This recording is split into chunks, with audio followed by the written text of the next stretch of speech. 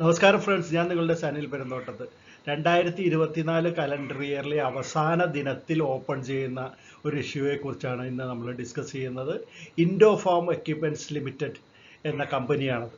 വളരെ പ്രസിദ്ധമായിട്ടുള്ള ട്രാക്ടറുകൾ നിർമ്മിക്കുന്ന ഒരു കമ്പനിയാണ്. ട്രാക്ടർ മാത്രമല്ല, ക്രെയിനുകൾ, അതുപോലെ തന്നെ കൊയ്ത്ത് യന്ത്രങ്ങൾ, പിന്നെ ട്രാക്ടറിൻ്റെയും ടില്ലറിൻ്റെയൊക്കെ പുറകിലുള്ള ആ ബ്ലേഡുകൾ, അത്തരത്തിലൊക്കെയുള്ള ഫാം ബിസിനസ്സുമായിട്ട് ബന്ധപ്പെട്ട കോമ്പോണൻസ് നിർമ്മിക്കുന്ന ഒരു കമ്പനിയാണ് ഇൻഡോഫാം എക്യുപ്മെൻറ്റ്സ് ലിമിറ്റഡ് എന്നുള്ളത്. ചണ്ഡീഗറിൽ 1994 ആരംഭിച്ച ഒരു കമ്പനിയാണ്. ഇവരുടെ ഇഷ്യൂ ഡിസംബർ 31 മുതൽ ജനുവരി 2 വരെയാണ് നീണ്ടു നിൽക്കുന്നത്.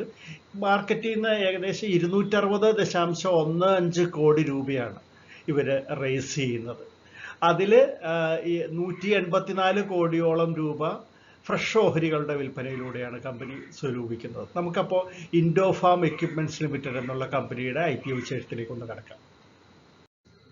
കമ്പനി ഈ എക്യുപ്മെൻറ്റ്സ് എല്ലാം ഉണ്ടാക്കുന്നത് 2 ബ്രാൻഡ് നെയിമിലാണ്. ഒന്ന് ഇൻഡോഫാം എന്ന് തന്നെയുള്ള പേരിൽ, പിന്നെ മറ്റൊന്ന് ഇൻഡോ പവർ എന്നുള്ള പേരിലാണ്. ഈ ഉണ്ടാക്കുന്ന ഈ ഉൽപ്പന്നങ്ങളിൽ ഒരു നല്ല ശതമാനം അവർ കയറ്റി അയക്കുന്നുണ്ട്. അതായത് Nepal, Syria, Sudan, Bangladesh, Myanmar എന്നൊക്കെയുള്ള രാജ്യങ്ങളിലേക്ക് അവരുടെ പ്രോഡക്റ്റുകൾ കയറ്റി അയക്കപ്പെടുകയും ചെയ്യുന്നുണ്ട്. ഈ ട്രാക്ടറുകൾ എന്ന് പറയുമ്പോൾ, നിർമ്മാണം എന്ന് പറയുമ്പോൾ 16 HP-യുടെയും 110 HP-യുടെയും ട്രാക്ടറുകളാണ് കമ്പനി നിർമ്മിക്കുന്നത്. അതുപോലെ ക്രെയിനുകളുടെ കാര്യം പറയുമ്പോൾ 9 ടണ്ണിൻ്റെയും 9 ടണ്ണിൻ്റെയും പിന്നെ 30 ടണ്ണിൻ്റെയും വലിയ ക്രെയിനുകളാണ് അവർ നിർമ്മിക്കുന്നത്. ഈ ഹിമാചൽ പ്രദേശിലെ ബഡ്ഡി എന്ന് പറയുന്ന സ്ഥലത്താണ് ഇവരുടെ പ്രൊഡക്ഷൻ യൂണിറ്റ് ഉള്ളത്. വളരെ വലുതാണ്. അതായത് 1,27,840 സ്ക്വയർ മീറ്റർ വലിപ്പമുള്ള നിർമ്മാണ കേന്ദ്രമാണ് ഇപ്പോൾ കമ്പനിക്ക് ഉള്ളത്. അവരുടെ പ്രതിവർഷത്തെ ഉൽപ്പാദനം നോക്കുകയാണെങ്കിൽ തന്നെ അതിൻ്റെ ഇമ്പോർട്ടൻസ് നമുക്ക് മനസ്സിലാവും. 12,000 ട്രാക്ടറുകൾ അവർ പ്രതിവർഷം നിർമ്മിക്കുന്നുണ്ട്. അതുപോലെ ക്രെയിനുകളുടെ കാര്യം പറയുകയാണെങ്കിൽ 1280 വലിയ ക്രെയിനുകൾ ഒരു വർഷം ഇൻഡോഫാം നിർമ്മിക്കുന്നുണ്ട്. ഇൻഡോഫാമിൻ്റെ സെയിൽസിൽ 10% വിദേശ വിൽപ്പനയിലൂടെ ലഭിക്കുന്നതാണ്. 90% ഡൊമസ്റ്റിക് ആയിട്ടുള്ള മാർക്കറ്റിൽ നിന്നാണ് കമ്പനിക്ക് വിറ്റുവരവ് ലഭിക്കുന്നത്. 10% മാത്രമേ വിദേശത്ത് നിന്ന് വരുന്നുള്ളൂ. ഇവരുടെ ഇപ്പോഴത്തെ യൂണിറ്റ് ഉണ്ടല്ലോ, ബഡ്ഡിയിലുള്ള ഹിമാചൽ പ്രദേശിലെ ആ വലിയ യൂണിറ്റിൻ്റെ തൊട്ടടുത്ത് തന്നെ മറ്റൊരു വലിയ യൂണിറ്റ് കൂടി അവർ ആരംഭിക്കാനായിട്ട് പരിപാടി ഇട്ടിട്ടുണ്ട്. അതിനൊക്കെ വേണ്ടിയിട്ടാണ് ഇപ്പോൾ ഇഷ്യൂ നടത്തിയിട്ടുള്ളത്. ഒരു 1280 ക്രെയിനുകൾ ഉണ്ടാക്കുന്ന സ്ഥാനത്ത് 3600ഓളം യൂണിറ്റുകൾ ഉണ്ടാക്കാനാണ് അവർ ഇപ്പോൾ പ്ലാൻ ചെയ്തിരിക്കുന്നത് ക്രെയിനുകളുടെ കാര്യത്തിൽ. അതിന് വേണ്ടിയിട്ടാണ് ഇപ്പോൾ സെപ്പറേറ്റ് യൂണിറ്റ് ആരംഭിക്കാൻ പരിപാടി ഇട്ടിട്ടുള്ളത്. ഇവർക്കിപ്പോൾ പേറോളിൽ ഏകദേശം 938ഓളം പെർമനൻ്റ് എംപ്ലോയീസാണ് കമ്പനിക്കുള്ളത്. ഇത്തരത്തിലുള്ള ഒരു കമ്പനിക്ക് ആവശ്യമായിട്ടുള്ള എല്ലാ മോഡേൺ ഫെസിലിറ്റീസും ഇവരുടെ മാനുഫാക്ചറിങ് പ്ലാന്റിലുണ്ട്. ഉദാഹരണമായിട്ട് ഇൻഡക്ഷൻ ഫർണസുകൾ, ന്യൂമാറ്റിക് മോഡലിംഗ് മെഷീൻസ്, ഓട്ടോമാറ്റിക് ആയിട്ടുള്ള moulding line, sand plant, fully equipped metallurgy, sand testing laboratory, അതുപോലെ machining centre, gear shop, press shop, fabrication shop, paint shop, assembly unit, quality room, utility room തുടങ്ങിയിട്ടുള്ള എല്ലാ തരത്തിലുമുള്ള modern facilities ഈ manufacturing പ്ലാന്റിൽ ഒരുക്കിയിട്ടുണ്ട്. ഇവരുടെ sales department നോക്കുകയാണെങ്കിൽ ഏകദേശം 175ഓളം ഡീലേഴ്സാണ് കമ്പനിക്ക് വിവിധ സംസ്ഥാനങ്ങളിലായിട്ടുള്ളത്. പ്രധാനമായിട്ട് പഞ്ചാബ്, ഹരിയാന, ഉത്തർപ്രദേശ്, മഹാരാഷ്ട്ര, ഗുജറാത്ത്, രാജസ്ഥാൻ തുടങ്ങിയ മേഖലകളിലാണ് ഇത്തരത്തിലുള്ള മാർക്കറ്റിംഗ് ഫെസിലിറ്റീസ് ഒരുക്കിയിട്ടുള്ളത്. പ്രധാന പ്രൊമോട്ടേഴ്സായിട്ട് 2 പേരെ നമുക്ക് പറയാനായിട്ട് സാധിക്കും. ഒന്ന് രൺബീർ സിംഗ് ഖണ്ഡ്വാലിയ, അദ്ദേഹമാണ് ഈ ചിത്രത്തിൽ കാണുന്നത്. കമ്പനിയുടെ ചീഫ് മാനേജിംഗ് ഡയറക്ടറാണ്. അദ്ദേഹത്തെ കൂടാതെ സുനിത സൈനിയാണ് മറ്റൊരു പ്രധാന പ്രൊമോട്ടർ. ഈ പ്രൊമോട്ടേഴ്സിൻ്റെ കയ്യിൽ 93.45% ഓഹരികളാണ് ഇഷ്യൂവിന് മുമ്പുള്ളത്. ഇഷ്യൂ കഴിയുമ്പോൾ അത് 69.44% ആയിട്ട് മാറുന്നുണ്ട്. അപ്പോൾ ഈ ഇഷ്യൂ വഴി ലഭിക്കുന്ന പണം അവർ എന്തിനു വേണ്ടിയിട്ടാണ് വിനിയോഗിക്കുന്നതെന്ന് നോക്കുകയാണെങ്കിൽ ഒരു 71.13 കോടി രൂപ അവർ ആ പുതിയ ഒരു പ്ലാന്റ് പരിപാടിയിട്ടുണ്ടെന്ന് പറഞ്ഞല്ലോ. ഇപ്പോൾ ഉള്ള പ്ലാന്റിൻ്റെ അടുത്ത് തന്നെ ക്രെയിൻസ് ഒക്കെ നിർമ്മിക്കുന്നതിന് വേണ്ടിയിട്ട്, അതിൻ്റെ മാനുഫാക്ചറിങ്ങിന് വേണ്ടിയിട്ട് ഉപയോഗിക്കും. പിന്നെ ഒരു 50 കോടി അവർ അവരുടെ കടബാധ്യതകളും മറ്റും കൊടുത്തു തീർക്കുന്നതിന് വേണ്ടിയിട്ട് ഉപയോഗിക്കുമെന്ന് പറയുന്നുണ്ട്. പിന്നെ ഒരു 45 കോടി അവർക്കൊരു സബ്സിഡിയറി കമ്പനി ഉണ്ട്. അതിൻ്റെ പേര്, അതൊരു NBFC കമ്പനിയാണ്, നോൺ ബാങ്കിങ് ഫിനാൻസ് കമ്പനി. അതിൻ്റെ പേര് ബറോട്ട ഫിനാൻസ് ലിമിറ്റഡ് എന്നാണ്.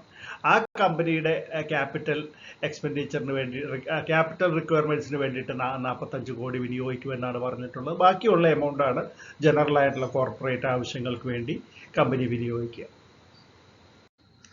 ഇനി നമുക്ക് കീ പോയിന്റ്സ് നോക്കുകയാണെങ്കിൽ EPS 4.15, PE റേഷ്യോ ഇഷ്യൂ കഴിയുമ്പോൾ 66.15, NAV 84.43 എന്നിങ്ങനെയാണ് കാണുന്നത്.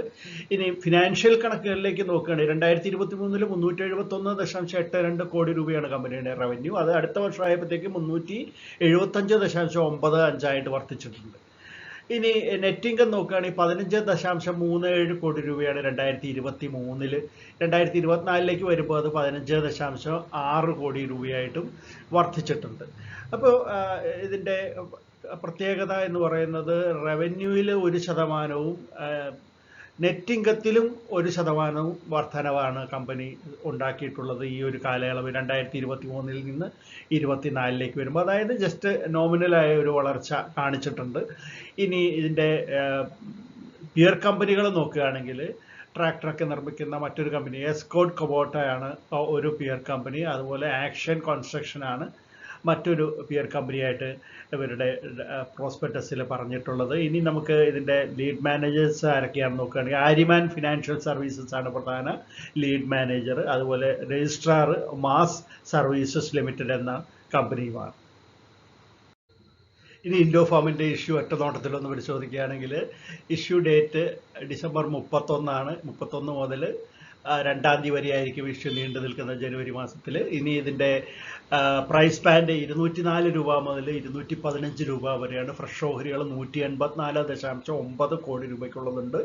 ഓഫർ ഫോർ സെയിൽ ആണെങ്കിൽ 75.25 കോടി രൂപയ്ക്കുള്ളതാണ്. ടോട്ടൽ ഇഷ്യൂ സൈസ് അപ്പോൾ അങ്ങനെ 260.15 കോടി രൂപയ്ക്കുള്ളത് വരുന്നുണ്ട്. മിനിമം ഒരു റീറ്റെയിലർ അപ്ലൈ ചെയ്യേണ്ടത് 69 ഓഹരികളാണ്. അങ്ങനെ ഒരു ലോട്ട് എന്ന് പറയുമ്പോൾ അത് അങ്ങനെ 13 ലോട്ട് വരെ അവർക്ക് അപ്ലൈ ചെയ്യാവുന്നതാണ്. ഫേസ് വാല്യൂ 10 രൂപയാണ് ഇതിൻ്റെ ഒരു ഓഹരിക്ക്. 35% റീറ്റെയിലേഴ്സിന് ഓഹരികൾ കൊടുക്കുന്നുണ്ട്, 50% ഇൻസ്റ്റിറ്റ്യൂഷൻസിന്, 15% നോൺ ഇൻസ്റ്റിറ്റ്യൂഷൻസിനുമാണ് കമ്പനി ഇഷ്യൂ ചെയ്യുന്നത്. ജനുവരി 3 തീയതി ആയിരിക്കും ഇതിൻ്റെ അലോട്ട്മെൻറ്റ് വരുന്നത്. അതുപോലെ തന്നെ NSEയിലും BSEയിലും ലിസ്റ്റ് ചെയ്യും. അത് ജനുവരി 7 തീയതി ആയിരിക്കും എന്നാണ് പ്രതീക്ഷിക്കപ്പെടുന്നത്. പൊതുവേ ഈ കമ്പനിയുടെ ഇഷ്യൂ വാങ്ങണോ വേണ്ടിയോ എന്നൊക്കെ സംശയിക്കുന്നവരോട്, ഇത് ലോങ് ടേം ഇൻവെസ്റ്റേഴ്സിനെ സംബന്ധിച്ചിടത്തോളം കുഴപ്പമില്ലാത്ത ഒരു ഓഹരി തന്നെയാണ്. എന്നാൽ ഷോർട്ട് ടേം മീഡിയം ഇൻവെസ്റ്റേഴ്സിനെ സംബന്ധിച്ച് ഉടനെ ഒരു ലാഭം ഇതിൽ നിന്ന് കിട്ടുമോ എന്നുള്ളതിന് ഒരു ചെറിയ സംശയമുണ്ട്. എങ്കിലും ഇത് ഒരു അപകടകാരിയായിട്ടുള്ള ഇഷ്യൂ അല്ല എന്നാണ് വ്യക്തിപരമായിട്ടുള്ള എൻ്റെ അഭിപ്രായം. അപ്പോൾ എൻ്റെ യൂട്യൂബ് ഫാമിലി മെമ്പേഴ്സായിട്ടുള്ള നിങ്ങൾക്ക് ഏവർക്കും ഐശ്വര്യപൂർണവും സമ്പൽ സമൃദ്ധവുമായ ഒരു പുതുവർഷം ഞാൻ ആശംസിച്ചു കൊള്ളുന്നു. നിങ്ങൾക്ക് മാർക്കറ്റിൽ നിന്ന് വലിയ ലാഭങ്ങൾ അടുത്ത വർഷം ഉണ്ടാവട്ടെ, ഈ വർഷത്തെ പോലെ തന്നെ എന്ന് ഞാൻ ആശംസിക്കുന്നു. പിന്നെ മറ്റൊരു കാര്യം, എപ്പോഴും പറയാറുള്ള പോലെ തന്നെ വീഡിയോ ലൈക്ക് ചെയ്യാൻ മടിക്കേണ്ട. അതുപോലെ തന്നെ നിങ്ങളുടെ കമൻറ്റുകളും വീഡിയോയെ എല്ലാ രീതിയിലും സപ്പോർട്ട് ചെയ്യുക. നിങ്ങൾക്ക് എല്ലാവർക്കും ഹാപ്പി ന്യൂ ഇയർ.